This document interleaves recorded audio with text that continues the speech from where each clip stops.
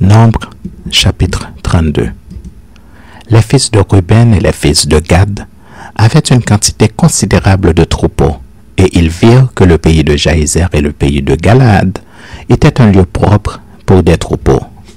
Alors, les fils de Gad et les fils de Ruben vinrent auprès de Moïse, du sacrificateur Éléazar, et des princes de l'assemblée, et ils leur dirent: Ataroth, Dibon, Jaézer, Nimra, Esbon, Éléalé, Sebam, Nebo et Béon, ce pays que l'Éternel a frappé devant l'assemblée d'Israël, est un lieu propre pour des troupeaux, et tes serviteurs ont des troupeaux. Ils ajoutèrent: Si nous avons trouvé grâce à tes yeux, que la possession de ce pays soit accordée à tes serviteurs, et ne nous fais point passer le Jourdain. Moïse répondit aux fils de Gad et aux fils de Ruben: Vos frères iront-ils à la guerre, et vous resterez-vous ici? Pourquoi voulez-vous décourager les enfants d'Israël de passer dans le pays que l'Éternel leur donne? Ainsi firent vos pères, quand je les envoyai de Kadès-Barnéa pour examiner le pays. Ils montèrent jusqu'à la vallée d'Escol, et après avoir examiné le pays, ils découragèrent les enfants d'Israël d'aller dans le pays que l'Éternel leur donnait. La colère de l'Éternel s'enflamma ce jour-là, et ils jurèrent en disant: Ces hommes qui sont montés d'Égypte depuis l'âge de 20 ans et au-dessus ne verront point le pays que j'ai juré de donner à Abraham, à Isaac et à Jacob, car ils n'ont pas suivi pleinement ma voie, excepté Caleb, fils de Jéphuné, le Kénizien, et Josué, fils de Non, qui ont pleinement suivi la voie de l'Éternel.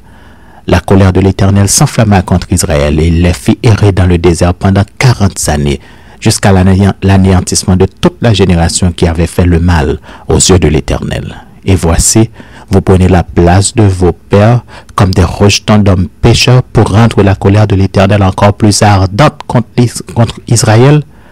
Car si vous vous détournez de lui, il continuera de laisser Israël au désert, et vous causerez la perte de tout ce peuple. Ils s'approchèrent de Moïse et ils dirent: Nous construirons ici des parcs pour nos troupeaux et des villes pour nos petits-enfants. Puis, nous nous équiperons en hâte pour marcher devant les enfants d'Israël jusqu'à ce que nous les ayons introduits dans le lieu qui leur est destiné. Et nos petits-enfants demeureront dans les villes fortes à cause des habitants du pays. Nous ne retournerons point dans nos maisons avant que les enfants d'Israël aient pris possession chacun de son héritage. Et nous ne posséderons rien avec eux de l'autre côté du Jourdain, ni plus loin, puisque nous aurons notre héritage de ce côté-ci du Jourdain, à l'Orient. Moïse leur dit: Si vous faites cela, si vous vous armez pour combattre devant l'Éternel, si tous ceux de vous qui s'armeront passent le Jourdain devant l'Éternel jusqu'à ce qu'il ait chassé ses ennemis loin de sa face, et si vous revenez seulement après que le pays aura été soumis devant l'Éternel, vous serez alors sans reproche vis-à-vis de l'Éternel et vis-à-vis d'Israël, et cette contrée-ci sera votre propriété devant l'Éternel. Mais si vous ne faites pas ainsi, vous péchez contre l'Éternel, sachez que votre péché vous atteindra. Construisez des villes pour vos petits-enfants et des parcs pour vos troupeaux, et faites ce que votre bouche a déclaré. Les fils de Gad et les fils de Ruben dirent à Moïse: Tes serviteurs feront ce que mon Seigneur ordonne. Nos petits-enfants, nos femmes, nos troupeaux et tout notre bétail resteront dans les villes de Galaad, et tes serviteurs, tous armés pour la guerre, iront combattre devant l'Éternel, comme dit mon Seigneur. Moïse donna des ordres à leur sujet au sacrificateur Éléazar, à Josué fils de Non et aux chefs de famille dans les tribus des enfants d'Israël. Il leur dit: Si les fils de Gad et les fils de Ruben passent avec vous le Jourdain, tous armés pour combattre devant l'Éternel, et que le pays soit soumis devant vous, vous leur donnerez en propriété la contrée de Galaad.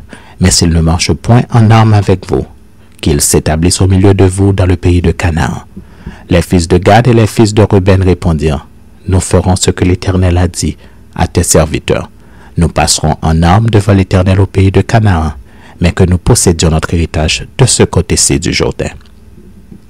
Moïse donna aux fils de Gad et aux fils de Ruben et à la moitié de la tribu de Manassé, fils de Joseph, le royaume de Sion, roi des Amoréens, et le royaume d'Og, roi de Basan, le pays avec ses villes, avec les territoires des villes du pays tout alentour.